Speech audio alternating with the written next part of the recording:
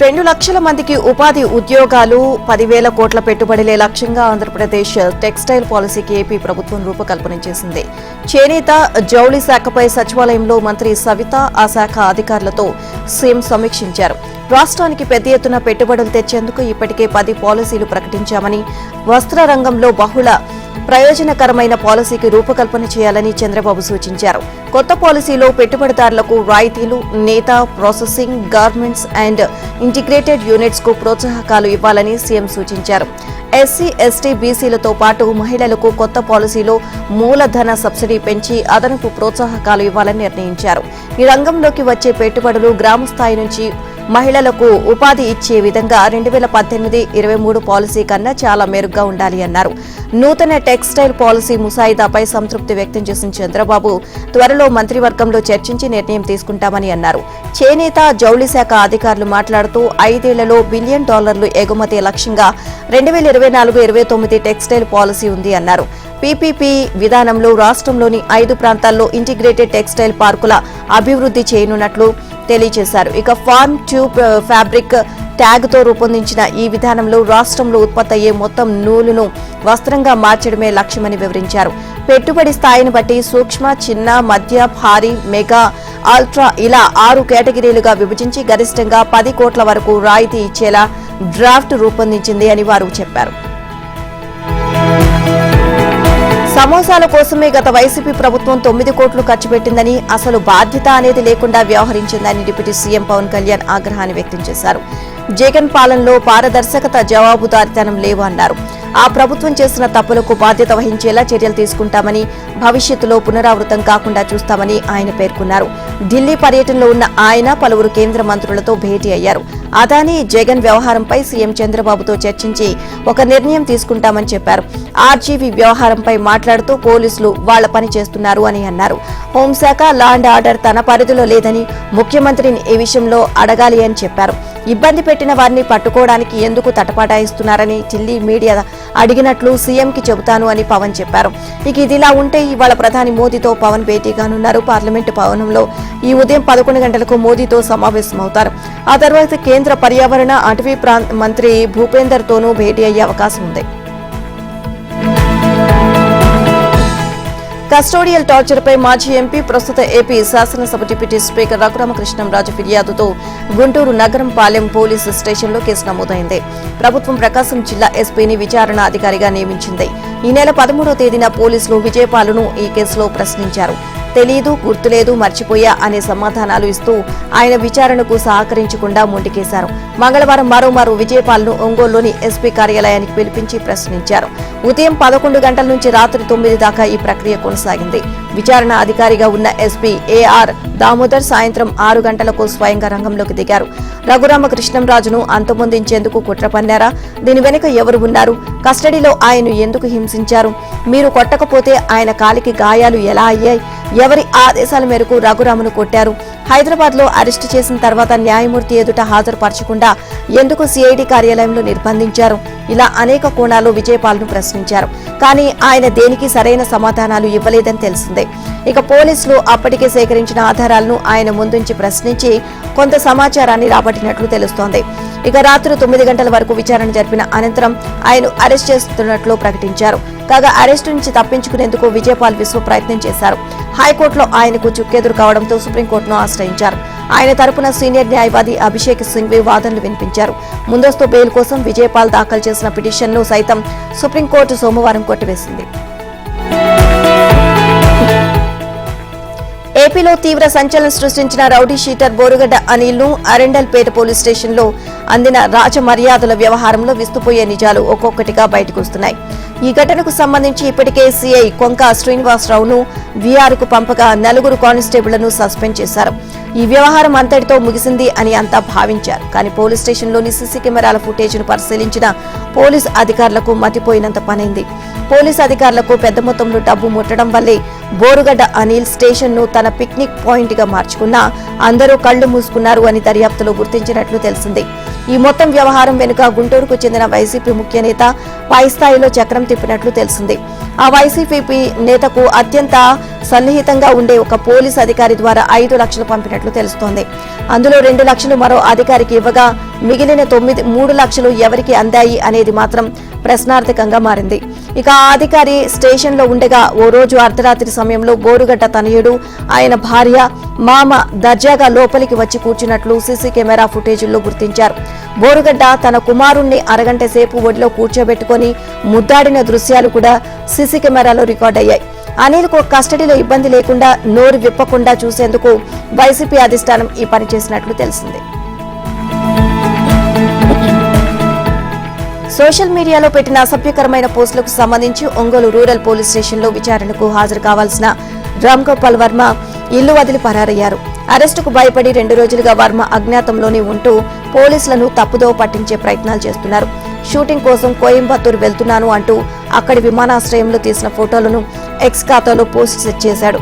అయితే 24వ తేదీన ఉదయం 9:30 వరకు హైదరాబాద్లోని తన ఇంట్లోనే ఉన్నట్లు సెల్ ఫోన్ సిగ్నల్స్ చూపాయి. ఇక తీరా పోలీసులు ఇంటికి వెళ్లేసరికి వర్మ లేరు. దీంతో అతన్ని అరెస్ట్ చేసేందుకు హైదరాబాద్ వెళ్లిన 2 పోలీసు బృందాలు అక్కడే మకాం వేశాయి. హైదరాబాద్ లో ఉన్న ఫామ్ హౌస్ లో పోలీసులు గాలిస్తున్నారు. ఒక బృందం కోయంబత్తూరు వెళ్లింది. CM Chandrababu, deputy CM Pawan Kalyan, మంత్రి లోకేష్ పై సామాజిక మాధ్యమాల్లో అసభ్యకర, అనుచిత పోస్టులు పెట్టారు అనే ఆరోపణలతో 3 వేర్వేరు కేసుల్లో ముందస్తు బెయిల్ కోరుతూ దర్శకుడు రామ్ గోపాల్ వర్మ హైకోర్టులో వేర్వేరు పిటిషన్లు దాఖలు చేశారు. ఇక ఈ వ్యాజ్యాలు మంగళవారం విచారణకు వచ్చాయి. రామ్ గోపాల్ వర్మ తరపు న్యాయవాది స్పందిస్తూ పిటిషనర్ ను అరెస్టు చేస్తారు అనే ఆందోళన వద్దని, వ్యాజ్యాలపై అత్యవసరంగా విచారణ జరపాలని కోరారు. అరెస్టు నుంచి రక్షణ కల్పిస్తూ మధ్యంతర ఉత్తర్వులు ఇవ్వాలని అభ్యర్థించారు. దీంతో బుధవారం విచారణ చేపడతామని న్యాయమూర్తి జస్టిస్ విఆర్కే కృపాసాగర్ ప్రకటించారు. ఇదిలా ఉంటే తనపై నమోదైన కేసులపై డైరెక్టర్ రామ్ గోపాల్ వర్మ స్పందించారు. తాను ఏడవడం లేదు, వణికిపోవడం లేదు అన్నారు. ఏడాది కిందట తాను ట్వీట్స్ పెట్టానని ఆరోపిస్తున్నారని, వాటి కారణంగా ఇప్పుడు 3-4 రోజుల వ్యవధిలో సంబంధం లేని వారి మనోభావాలు దెబ్బతింటే కేసులు, సెక్షన్లు ఎలా వర్తిస్తాయని వర్మ ప్రశ్నించారు. తనకు వచ్చిన నోటీసులకు సమాధానం ఇచ్చానని, సినిమా పనిలో ఉండడం వల్ల విచారణకు హాజరు కాలేక సమయం కోరినట్లు వర్మ స్పష్టం చేశారు. ఏడాది కిందట పెట్టిన ట్వీట్స్ పై ఫిర్యాదు చేస్తే వారం రోజుల్లోనే తనను విచారించాల్సిన అవసరం ఏముంది అని ఎదురు ప్రశ్న వేశారు. ఏపీ ముఖ్యమంత్రి చంద్రబాబు నాయుడు ఈ నెల 30న అనంతపురం జిల్లా బొమ్మనల్ మండలంలోని నేమకల్లు ప్రాంతానికి పింఛను పంపిణీ కార్యక్రమానికి హాజరు కానున్న నేపథ్యంలో ప్రభుత్వ విప్ కాలువ శ్రీనివాసులు, అధికార యంత్రాంగం స్థల పరిశీలన చేశారు. సభా వేదిక, హెలీప్యాడ్ కోసం ప్రభుత్వ విప్ కాలువ శ్రీనివాసులు, జిల్లా SP Jagadish, RDO Vasanthababu, DSP Ravibabu, ఇక R and B EE Prasad Reddy, DE Ravishankar రెడ్డిలు పర్యటించారు. నిమ్మకల్లు గ్రామంలోని హిర్దేహాలు రోడ్డులో హెలీప్యాడ్ కోసం స్థలాలను పరిశీలించారు. గ్రామంలో సభా స్థలాన్ని కూడా పరిశీలన చేశారు. నెల్లూరు మున్సిపల్ కార్పొరేషన్ కార్యాలయంలో ఎమ్మెల్యే కోటంరెడ్డి శ్రీధర్ రెడ్డి అధికారులతో సమీక్ష నిర్వహించారు. కోటంరెడ్డి మాట్లాడుతూ తాను కోటీశ్వర్ల సమస్యలు మాట్లాడే ఎమ్మెల్యేని కాదని, సామాన్య ప్రజల పక్షాన ఉండే ఎమ్మెల్యేను అని చెప్పుకొచ్చారు. వారి కోసం ఎందాకైనా, ఎంతటి పోరాటానికైనా సిద్ధమని చెప్పారు. ఇంటి పన్ను చెల్లించుకుంటే కరెంటు కట్ చేస్తామని బెదిరించడం సరికాదని, బలవంతపు ఇంటి పన్ను వసూళ్లకి పాల్పడితే సహించేది లేదు అని అధికారులను కోటంరెడ్డి హెచ్చరించారు. రోడ్డు మార్జిన్లో వ్యాపారం చేసే వారి పట్ల మానవత్వంతో వ్యవహరించాలని ఆయన సూచించారు. డెక్కాడితే కాని డొక్కాడని పరిస్థితి వారిది అన్నారు. రూరల్ పరిధిలోని 26 డివిజన్లో 1260 వీధి దీపాలు అవసరమని, విలీన ప్రాంతాల్లో కోతులు, పందుల సమస్య తీవ్రంగా ఉందని, దీని పరిష్కారానికి చర్యలు చేపట్టాలని అధికారులకు ఎమ్మెల్యే కోటంరెడ్డి ఆదేశించారు. తిరుమల శ్రీవారి లడ్డూ ప్రసాదంలో కల్తీ నెయ్యి వ్యవహారంలో ఒక్కొక్కటిగా నిజాలు వెలుగు చూస్తున్నాయి. ఈ వ్యవహారంలో సిట్ దర్యాప్తు కీలక విషయాలు వెల్లడయ్యాయి. లడ్డూ ప్రసాదంలో నెయ్యికి సంబంధించి టీటీడీతో ఏఆర్ డైరీ ఒప్పందం కుదుర్చుకుంది. అయితే ఒప్పందానికి విరుద్ధంగా వైష్ణవి డైరీ నుంచి నెయ్యి సేకరించి తన ట్యాంకర్ల ద్వారా టీటీడీకి సరఫరా చేసినట్లు సుప్రీంకోర్టు నియమించిన సిట్ బృందం నిర్ధారణకు వచ్చింది. విచారణలో సేకరించిన సమాచారాన్ని అందించేందుకు మంగళవారం సిట్ అధికారులు సిబిఐ డైరెక్టర్తో వీడియో కాన్ఫరెన్స్ లో పాల్గొన్నారు. దర్యాప్తు నివేదికను సిట్ కీలక అధికారైన ఐజీ సర్వశ్రేష్ఠ త్రిపాఠికి సిట్ సిబ్బంది పంపింది. విశ్వసనీయ వర్గాలు తెలిపిన సమాచారం ప్రకారం తమిళనాడులోని దిండిగల్కు చెందిన ఏఆర్ డైరీ సంస్థ నెయ్యి సరఫరాపై ఈ ఏడాది ప్రారంభంలో టీటీడీతో ఒప్పందం కుదుర్చుకుంది. దానికి అనుగుణంగానే ఏఆర్ డైరీనే టీటీడీకి నెయ్యి సరఫరా చేయాలి. అయితే ఏఆర్ డైరీ తన ట్యాంకర్లను వైష్ణవి డైరీకి పంపి అక్కడ నెయ్యి నింపుకొని టీటీడీకి సరఫరా చేసినట్లు ఆధారాలు లభించాయి. యా డైరీ నుంచి సేకరించిన రికార్డులు, తిండిగల్ నుంచి ట్యాంకర్ల రాకపోకలను పరిశీలించడంతో ఈ విషయం వెలుగులోకి వచ్చింది. ఆ ట్యాంకర్లకు జీపీఆర్ఎస్ అమర్చారా లేదా అనే దానిపైన దర్యాప్తు బృందం దృష్టి సారించింది. ట్యాంకర్ల రాకపోకలు సాగించిన మార్గాల్లోని టోల్గేట్ల వద్ద సీసీ కెమెరాల ఫుటేజ్లను సిట్ సేకరించారు. ఆ మార్గంలో చెక్ పోస్టుల నుంచి ఆధారాలు తీసుకున్నారు. వాటి ఆధారంగా ట్యాంకర్ల నెంబర్లు, వాటిని నడిపిన డ్రైవర్లను గుర్తించారు. దీనిపై డ్రైవర్లను కూడా విచారించాలని తెలంగాణ వ్యాప్తంగా డిఎస్సి 2008 అభ్యర్థుల గుర్తింపు ప్రక్రియ పూర్తయింది. సుమారు 1400 మంది ఉద్యోగాలు చేయడానికి ముందుకొచ్చారు. వారి ధ్రువపత్రాల పరిశీలన ప్రక్రియను కూడా పూర్తి చేశారు. త్వరలోనే వీరిని కాంట్రాక్టు టీచర్లుగా నియమించే అవకాశం ఉంది. 2008లో నిర్వహించిన డిఎస్సిలో సుమారు 3400 మంది అభ్యర్థులు ఉద్యోగాలకు ఎంపికయ్యే అవకాశాన్ని కోల్పోయారు. వారంతా అప్పటి నుంచి ఆందోళన చేస్తూనే ఉన్నారు. ప్రభుత్వ పెద్దలకు వినతి పత్రాలు ఇచ్చారు. అయితే ఎన్నికల సమయంలో కాంగ్రెస్ పార్టీ 2008 డిఎస్సి అభ్యర్థులకు న్యాయం చేస్తాము అని ప్రకటించింది. అనంతరం ప్రభుత్వం ఏర్పడిన తర్వాత స్వయంగా ముఖ్యమంత్రి కూడా వీరికి ఉద్యోగాలు ఇస్తామని వెల్లడించారు. అందుకు అనుగుణంగా వారికి కాంట్రాక్టు పద్ధతిలో ఉపాధ్యాయ ఉద్యోగాలను ఇవ్వాలని ప్రభుత్వం నిర్ణయించింది. ఈ ప్రక్రియలో భాగంగా జిల్లాల వారీగా డిఎస్సి 2008 అభ్యర్థుల సర్టిఫికెట్లు తనిఖీ పూర్తి చేశారు. సుమారు 1400 మంది అభ్యర్థులను అర్హులుగా గుర్తించినట్లు తెలిసింది. వీరిని త్వరలోనే కాంట్రాక్ట్ టీచర్లుగా నియమించనున్నారు. కాగా ఇటీవల రాష్ట్రంలో 10,000 మంది కొత్త టీచర్లను నియమించారు. దీంతో చాలా పాఠశాలలు విద్యార్థుల నిష్పత్తి కంటే ఉపాధ్యాయుల నిష్పత్తి ఎక్కువగా ఉంది. ఈ నేపథ్యంలో డిఎస్సి 2008 అభ్యర్థులను ఎలా సర్దుబాటు చేయాలి అనే అంశంపై అధికారులు కసరత్తు చేస్తున్నారు. 1,500 చదరపు అడుగుల భారీ విస్తీర్ణంలో ఒక పరిశ్రమ నిర్మించాలంటే 2-3 నెలలు పడుతుంది. పనులు ఎంత వేగంగా చేసినా కనీసం నెల రోజులైనా కావాలి. కానీ ప్రముఖ ప్రీ ఇంజనీర్డ్ బిల్డింగ్ నిర్మాణ సంస్థ ఈపాక్ ఫ్రీ ఫ్యాబ్ తిరుపతి జిల్లాలోని మాంపట్టు పారిశ్రామిక వాడలో రికార్డు స్థాయిలో 150 గంటల్లోనే ఒక భారీ పరిశ్రమను నిర్మించి ఔరా అనిపించింది. దీంతో భారత్లోనే అత్యంత వేగంగా నిర్మాణం పూర్తయిన పరిశ్రమగా ఇది golden Book of World records లో చోటు దక్కించుకుంది. మొత్తం 1,51,000 చదరపు అడుగుల విస్తీర్ణంలో ఉన్న ఈ భవనాన్ని ప్రీ ఫ్యాబ్రికేషన్ పీఈబీ టెక్నాలజీ సహాయంతో ప్రణాళికాబద్ధంగా నిర్మించారు. మంగళవారం దీని ప్రారంభం సందర్భంగా Epack prefab MD Sanjay Singhania మాట్లాడుతూ పీఈబీ టెక్నాలజీ సహాయంతో అత్యంత వేగంగా నిర్మించడం తమ సంస్థ సాధించిన గొప్ప మైలురాయిగా భావిస్తున్నామని చెప్పారు. Golden Book of World Records Asia head Manish Vaishnav Epack prefab టీంను సత్కరించి వారికి సర్టిఫికేట్ అందజేశారు. కార్యక్రమంలో Epack prefab ED Nikhil Bothra పరిశ్రమ ప్రతినిధులు పాల్గొన్నారు. ఏపీలో తిరుగుతున్న నకిలీ అఘోరీలను తరిమి కొట్టాలని కర్ణాటక పంప క్షేత్ర సాధకులు ద్వారకా బద్రీ జ్యోతిష్ పీఠం శిష్యులు గోవిందానంద సరస్వతి స్వామీజీ పిలుపునిచ్చారు. ఏపీలో 5 రోజుల పాటు ఆంధ్రాలో విజయ యాత్ర చేపట్టనున్నట్లు స్వామీజీ చెప్పారు. 4 సంవత్సరాల తర్వాత ఆంధ్రాకు వచ్చానని, కొంతమంది అఘోరీలు స్వామీజీలు పీఠాధిపతులమని చెబుతూ జనాన్ని నమ్మిస్తున్నారని, ఇలాంటి నకిలీ వ్యక్తుల మాయలో పడొద్దని గోవింద సరస్వతి విజ్ఞప్తి చేశారు. ఏపీలో ప్రజలను భయభ్రాంతులకు గురి చేస్తున్న నకిలీ అఘోరీపై 420 సెక్షన్ నమోదు చేసి కఠినంగా శిక్షించాలని పోలీసులను స్వామీజీ కోరారు. అఘోరీల పేరుతో రోడ్లపై తిరిగే సమయంలో ప్రజలు ఎదిరించాలని, ప్రభుత్వం కఠినంగా శిక్షిస్తే ఇలాంటి వారు భూతం వదిలిపోతుంది అన్నారు. హైదరాబాద్ లో ఈసా మూసీ నదుల సంగమ స్థలంతో పాటు బాపు ఘాట్ అభివృద్ధికి రక్షణ శాఖ పరిధిలోని 222.27 ఎకరాల భూమిని రాష్ట్ర ప్రభుత్వానికి బదిలీ చేయాలని రక్షణ శాఖ మంత్రి రాజ్నాథ్ సింగ్ కు తెలంగాణ ముఖ్యమంత్రి రేవంత్ రెడ్డి విజ్ఞప్తి చేశారు. మహాత్మాగాంధీ చితాభస్మాన్ని కలిపిన చోట ఏర్పాటు చేసిన బాపు ఘాట్ ను ప్రపంచ స్థాయిలో గాంధీ తాత్వికతను చాటే కేంద్రంగా తీర్చిదిద్దాలని తమ ప్రభుత్వం నిర్ణయించిందని కేంద్ర మంత్రికి సీఎం తెలియజేశారు. ఢిల్లీలో రక్షణ శాఖ మంత్రి రాజ్నాథ్ సింగ్ ను ముఖ్యమంత్రి రేవంత్ రెడ్డి మంగళవారం సాయంత్రం కలిశారు. బాపుఘాట్ వద్ద గాంధీ సిద్ధాంతాలను ప్రచారం చేసే నాలెడ్జ్ హబ్, ధ్యాన గ్రామం, చేనేత ప్రచార కేంద్రం, ప్రజా వినోద స్థలాలు, ల్యాండ్స్కేప్ ఘాట్లు, శాంతి విగ్రహం, మ్యూజియంలతో గాంధీ సరోవర్ ప్రాజెక్టును చేపట్టనున్నామని కేంద్ర మంత్రికి సీఎం వివరించారు. ఇందుకోసం రక్షణ శాఖ భూమిని బదిలీ చేయాలని విజ్ఞప్తి చేశారు. ఇక తెలంగాణలో పారిశ్రామిక అభివృద్ధి, ప్రజలకు రవాణా వసతుల మెరుగుకు రాష్ట్ర ప్రభుత్వం ప్రత్యేక దృష్టి సారిస్తోంది అని పౌర విమానయాన శాఖ మంత్రి కె రామ్మోహన్ నాయుడుకు ముఖ్యమంత్రి రేవంత్ రెడ్డి తెలియజేశారు. ఢిల్లీలో కేంద్ర మంత్రిని ముఖ్యమంత్రి మంగళవారం సాయంత్రం కలిశారు. ఇక తెలంగాణలో రెండో పెద్ద నగరమైన వరంగల్లో విమానాశ్రయ ఏర్పాటుకు అవసరమైన ఎన్ఓసీ రాష్ట్ర ప్రభుత్వం జీఎంఆర్ నుంచి పొందింది అని ముఖ్యమంత్రి తెలియజేశారు. 253 ఎకరాల భూసేకరణకు అవసరమైన 205 కోట్లను భారత విమానయాన సంస్థకి అందజేసింది అని వివరించారు. ఇక భద్రాద్రి కొత్తగూడెం జిల్లాలో విమానాశ్రయ ఏర్పాటుకు గతంలో గుర్తించిన స్థలం అనువుగా లేనందున ప్రత్యామ్నాయంగా పాల్వంచలో 950 ఎకరాలు గుర్తించామని కేంద్ర మంత్రి రామ్మోహన్ నాయుడుకు సీఎం రేవంత్ రెడ్డి తెలియజేశారు. ఆ భూమి వివరాలు ఏఏఐ అందజేశామని వెంటనే విమానాశ్రయ ఏర్పాటుకు అనుమతులు ఇవ్వాలి అని కేంద్ర మంత్రిని సీఎం కోరారు. దేశంలో సామాజిక న్యాయం కోసం రాహుల్ గాంధీ మహాయుద్ధం ప్రకటించారని తెలంగాణ ముఖ్యమంత్రి రేవంత్ రెడ్డి అన్నారు. ఇక రాహుల్ బాటలు నడుస్తూ తెలంగాణలో సామాజిక, ఆర్థిక, కుల సర్వేలు మొదలుపెట్టామని తెలిపారు. తెలంగాణలో కుల గణన 92% పూర్తయిందని చెప్పారు.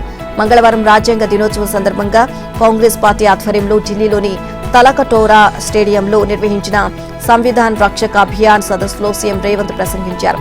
తెలంగాణలో కుల సర్వే పూర్తయిన వెంటనే తాము సామాజిక న్యాయం 3వ యుద్ధాన్ని ముందుకు తీసుకువెళ్తామని ప్రకటించారు. ఎంత జనాభా ఉంటే అంత భాగస్వామ్యం ఖచ్చితంగా అమలు కావాలి అని పేర్కొన్నారు. దేశవ్యాప్తంగా కుల గణన అనేది సామాజిక న్యాయానికి సంబంధించి కాంగ్రెస్ ఆధ్వర్యంలో సాగించే 3వ ఉద్యమమని తెలియజేశారు. దేశ తొలి ప్రధాని నెహ్రూ నుంచి ఇందిరాగాంధీ వరకు ఎస్సీ ఎస్టీలకు రిజర్వేషన్లు, బ్యాంకుల జాతీయకరణ వంటి కార్యక్రమాలతో సామాజిక న్యాయం మొదటి దశ సాధించారని పేర్కొన్నారు.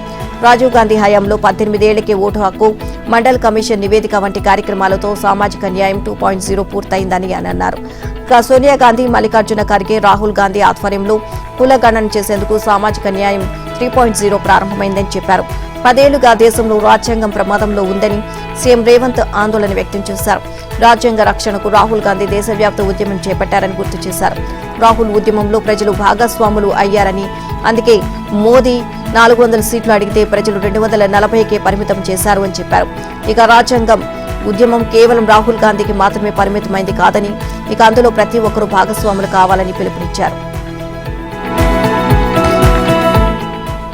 నిర్మల్ జిల్లా దిల్వర్పూర్, గుండంపల్లి గ్రామాల మధ్య చేపట్టిన ఇథనాల్ పరిశ్రమ నిర్మాణానికి వ్యతిరేకంగా మంగళవారం 2 గ్రామాల మహిళలు 61వ జాతీయ రహదారిపై బైఠాయించారు. ఉదయం 11 గంటలకు రోడ్డెక్కిన మహిళలు ఎండలోనే రోడ్డుపై కూర్చున్నారు. రోడ్డుపైనే వంట వార్పు చేశారు. రాత్రి 7 గంటలైనా రోడ్డుపై నుంచి కదలలేదు. ఎన్నికలకు ముందు ఇథనాల్ పరిశ్రమ రద్దుకు కృషి చేస్తామని చెప్పిన 3 నాయకులు ఇప్పుడు కనిపించకుండా పోయారని ఆగ్రహాన్ని వ్యక్తం చేశారు. ఇక జిల్లా కలెక్టర్ ఆదేశాలతో నిరసనకారులతో మాట్లాడేందుకు దిలావర్పూర్కు వచ్చిన ఆర్టీఓ రత్న కళ్యాణిపై మహిళలు ఆగ్రహాన్ని వ్యక్తం చేశారు. ఇక కలెక్టర్ 10 మంది గ్రామస్తులను చర్చలకు రమ్మంటూ అన్నారు అని ఆర్టీఓ తెలియజేశారు. తామున్న దగ్గరికే కలెక్టర్ రావాలని నిరసనకారులు డిమాండ్ చేశారు. ఆర్టీఓ తిరిగి వెళ్లే క్రమంలో కారులో ఎక్కేందుకు ప్రయత్నించగా మహిళలు అడ్డుకున్నారు. కలెక్టర్ వచ్చే వరకు వెళ్లనిచ్చేది లేదు అని స్పష్టం చేశారు. దీంతో ఆర్టీఓ రాత్రి వరకు కారులోనే ఉండాల్సి వచ్చింది. ఆ తర్వాత ఆర్టీఓ రత్న కళ్యాణి ఆరోగ్యం క్షీణించడంతో రాత్రి 9 గంటలకు వైద్యులు వచ్చి వైద్య పరీక్షలు నిర్వహించారు. ఇక రాత్రి 10 గంటల వరకు నిరసనకారులు నిర్బంధంలో ఉన్న ఆర్టీఓ రత్న కళ్యాణిని విడిపించేందుకు నిర్మల్ ఎస్పీ జానకి షర్మిల ఆదేశాలతో పోలీసులు వలయంగా ఏర్పడి తీసుకువెళ్లేందుకు ప్రయత్నించారు. దీంతో ఆందోళనకారులు ఆర్టీఓ కారును ధ్వంసం చేశారు. పోలీసులు అతి కష్టం మీద ఆర్టీఓను పోలీస్ వాహనంలో నిర్మల్కు తరలించారు. మహిళల ఆందోళన నేపథ్యంలో దిలావర్పూర్ను పోలీసులు అష్టదిగ్బంధం చేశారు. చుట్టూ రోడ్లు మూసివేసి తనిఖీలు చేపట్టారు. నారాయణపేట్ జిల్లా మాగనూరు జెడ్పీ హైస్కూల్లో మధ్యాహ్న భోజనం అంటేనే పిల్లలు, వారి తల్లిదండ్రులు భయపడే పరిస్థితి ఏర్పడింది. ఆ బడిలో ఆహారం విద్యార్థులను మళ్లీ అస్వస్థత పాల్చేస్తుంది. ఫలితంగా విద్యార్థుల ఆరోగ్యంపై వారి తల్లిదండ్రులు తీవ్ర ఆందోళన నెలకొంది. ఈ నెల 20న ఆ మర్నాడు మధ్యాహ్న భోజనం చేసి పెద్ద సంఖ్యలో విద్యార్థులు అస్వస్థతకు గురైన ఘటన రాష్ట్ర వ్యాప్తంగా సంచలనం సృష్టించిన సంగతి తెలిసిందే. తీవ్రంగా స్పందించిన ప్రభుత్వం డీఈఓతో సహా పలువురిని సస్పెండ్ చేస్తుంది. అప్పటి నుంచి ఇప్పటి వరకు ఉన్నతాధికారుల పర్యవేక్షణలోనే పిల్లలకు మధ్యాహ్న భోజనాన్ని పెడుతున్నారు. ఇక అయితే వారంలోపే తాజాగా మంగళవారం సాంబారులతో మధ్యాహ్న భోజనం చేసిన 28 మంది విద్యార్థులు అస్వస్థతకు గురయ్యారు. తిన్నాక విద్యార్థుల్లో కొందరు వాంతులు చేసుకుంటే ఇంకొందరు కడుపు నొప్పితో బాధపడ్డారు. అస్వస్థతకు గురైన విద్యార్థులను తహసీల్దార్ సురేష్, ఎంపీటీఓ రెహమతుద్దీన్ మాగనూరు ప్రాథమిక ఆరోగ్య కేంద్రానికి తరలించారు. అక్కడ చికిత్స అనంతరం మెరుగైన వైద్యం కోసం మక్తల్ ఆసుపత్రికి తరలించారు. విద్యార్థులను డీఎం అండ్ హెచ్ఓ సౌభాగ్యలక్ష్మి పరామర్శించారు. బాధితుల్లో ఒకరిని మహబూబ్ నగర్ ఆసుపత్రికి తరలించారు. డీఎస్పీ లింగయ్య వంటగది పరిసరాలను పరిశీలించారు. నీటి నమూనాలను సేకరించి వంట ఏజెన్సీతో విచారించారు. నైరుతి బంగాళాఖాతంలో ఏర్పడిన వాయుగుండం తీవ్ర వాయుగుండంగా మారింది. ఇది మరింత బలపడి ఉత్తర వాయువ్య దిశగా కదులుతూ రేపటికి తుపానుగా మారే అవకాశం ఉంది. రానున్న 6 రోజుల పాటు రాయలసీమ, దక్షిణ కోస్తా, ఉత్తరాంధ్ర జిల్లాలో ఓ మోస్తరు నుంచి భారీ వర్షాలు కురిసే అవకాశం ఉంది. నైరుతి బంగాళాఖాతంలో ఏర్పడిన వాయుగుండం తీవ్ర వాయుగుండంగా మారిందని భారత వాతావరణ కేంద్రం వెల్లడించింది. ఇది ట్రింకోమాలికి ఆగ్నేయంగా 310 కిలోమీటర్లు, నాగపట్నానికి దక్షిణ ఆగ్నేయంగా 590 కిలోమీటర్లు, అలాగే పుదుచ్చేరికి దక్షిణ ఆగ్నేయంగా 710 కిలోమీటర్లు, చెన్నైకి దక్షిణ ఆగ్నేయంగా 800 కిలోమీటర్ల దూరంలో కేంద్రీకృతమైంది అని తెలియజేస్తుంది. ఇది మరింత బలపడి ఉత్తర వాయువ్య దిశగా కదులుతూ ఇవాళ తుఫానుగా మారే అవకాశం ఉందని పేర్కొంది. గడిచిన 6 గంటల్లో గంటకు 12 కిలోమీటర్ల వేగంతో కదులుతుందన్న వాతావరణ శాఖ రాబోయే 2 రోజుల్లో ఉత్తర వాయువ్య దిశగా శ్రీలంక తీరాన్ని తాకుతూ తమిళనాడు తీరం వైపు ప్రయాణించే అవకాశం ఉందని వివరించింది. ఈ నేపథ్యంలో రానున్న 6 రోజుల పాటు రాయలసీమ, దక్షిణ కోస్తా, ఉత్తరాంధ్ర జిల్లాలో ఓ మోస్తరు నుంచి భారీ వర్షాలు కురుస్తాయి అంది. రానున్న 24 గంటల్లో నెల్లూరు, తిరుపతి జిల్లాలో భారీ వర్షాలు కురుస్తాయని తెలిపింది. మహారాష్ట్ర ముఖ్యమంత్రి పదవికి ఏక్నాథ్ షిండే రాజీనామా చేశారు. తన రాజీనామాను గవర్నర్ సిపి రాధాకృష్ణన్కు సమర్పించారు. కొత్త ప్రభుత్వం ఏర్పడే వరకు ఆపద్ధర్మ ముఖ్యమంత్రిగా కొనసాగాలని ఆయనకు గవర్నర్ సూచించారు. మహారాష్ట్ర కొత్త సీఎంగా దేవేంద్ర ఫడ్నవీస్ ను బీజేపీ అధిష్టానం ఎంపిక చేసే అవకాశం ఉంది. హోంమంత్రిత్వ శాఖ కూడా ఆయన పరిధిలోనే ఉంటుంది అని తెలిసింది. 2.5 ఏళ్ల ఫార్ములా ఉండదని, 5 ఏళ్లు ఫడ్నవీస్ సీఎంగా కొనసాగుతారని పార్టీ వర్గాల సమాచారం. ఈ విషయంలో పూర్తి స్థాయి స్పష్టత రానప్పటికీ అధికారిక ప్రకటనకు మరో 2-3 రోజుల సమయం పట్టే అవకాశం ఉందని తెలుస్తోంది. ఇక ఫడ్నవీస్ ను సీఎం చేస్తే ఏక్నాథ్ షిండేను డిప్యూటీ సీఎం చేస్తారు అని ప్రచారంలో ఉంది. దీనికి తోడు కీలకమైన పట్టణాభివృద్ధి శాఖ కూడా ఇస్తారని తెలిసింది. అయితే ఆయన డిప్యూటీ సీఎం పదవికి అంగీకరించకపోతే కేంద్ర మంత్రి పదవి ఇస్తారని ప్రచారం జరుగుతోంది. షిండే కేంద్ర మంత్రి పదవికి ఒప్పుకున్నా డిప్యూటీ సీఎం పదవి శివసేనకు ఇస్తామని బీజేపీ అధిష్టానం హామీ ఇచ్చినట్లు తెలిసింది. శివసేన నుంచి ఉదయ్ సామంత, శంభు రాజే దేశాయ్, దీపక్ కేసార్కర్లకు ఒకరిని డిప్యూటీ సీఎంగా ఎంపిక చేసే అవకాశం ఉందని పార్టీ వర్గాల ద్వారా తెలిసింది. షిండే డిప్యూటీ సీఎం పదవిని లేదా కేంద్ర మంత్రి పదవిని తీసుకోవాలని రిపబ్లిక్ పార్టీ ఆఫ్ ఇండియా అధ్యక్షుడు, కేంద్ర మంత్రి రామ్దాస్ అఠావాలే సలహా ఇచ్చారు. మరోవైపు ఎన్సీపీ అధ్యక్షుడు అజిత్ పవార్ డిప్యూటీ సీఎంగా కొనసాగుతారు అని ప్రచారం జరుగుతోంది.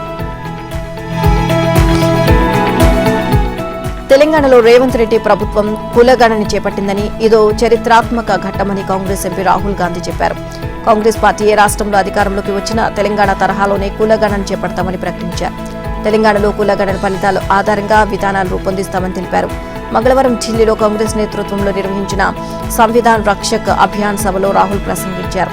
తెలంగాణలో ప్రారంభించిన కులగణన అధికారిక భాగస్వామ్య ప్రక్రియ కాదన్నారు. తొలిసారి కులగణను ప్రజా భాగస్వామ్య ప్రక్రియగా మార్చామని చెప్పారు.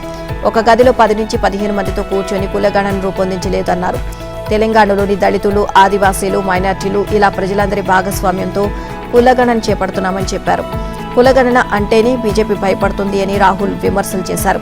కులగణన రిజర్వేషన్లు 50% కంటే పెంచడం ద్వారానే అందరికీ సమన్యాయం జరగాలి అని రాహుల్ అభిప్రాయపడ్డారు. ఇక ప్రస్తుతం తెలంగాణ, కర్ణాటకలో అదే చేస్తున్నామని, భవిష్యత్తులో ఏ రాష్ట్రంలో అధికారంలోకి వచ్చిన వెంటనే దళితులు, ఆదివాసీలు, వెనుకబడిన వర్గాలు, మైనార్టీలు, నిరుపేదల సమగ్ర వివరాలు సేకరిస్తామని స్పష్టం చేశారు. ఈ వేదికపై రోహిత్ వేముల ఫోటో ఉందని, ప్రజల కోసం ఎంతో మాట్లాడాలనుకున్న ఆయన గొంతును నొక్కేశారని ఆగ్రహాన్ని వ్యక్తం చేశారు. దేశంలో యువత కళలకు వ్యతిరేకంగా యంత్రాంగం పనిచేస్తుంది అని మండిపడ్డారు.